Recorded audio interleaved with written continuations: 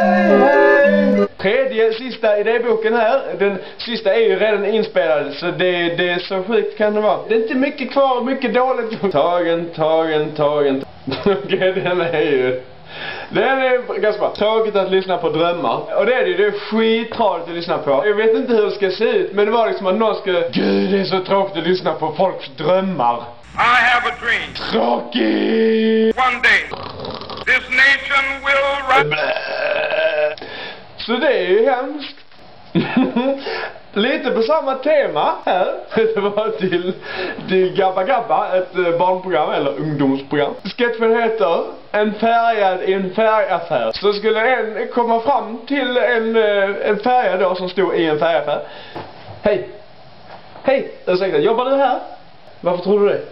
För att du är färg... det är en färgaffär menar jag. Ja, och... Att det är en färg. Du kan det här med färg. Vad menar du? Menar du att för att jag är färgad så borde jag jobba i en färgaffär? Menar jag det?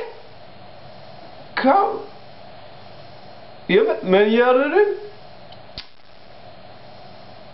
Du kanske vet ändå. Kan man måla på vävtapet? Absolut, det går jättebra. Du hittar det där borta på hylla 14. Så du jobbar här? Ja, det är ju perfekt. Jag är ju färgad i en färgaffär.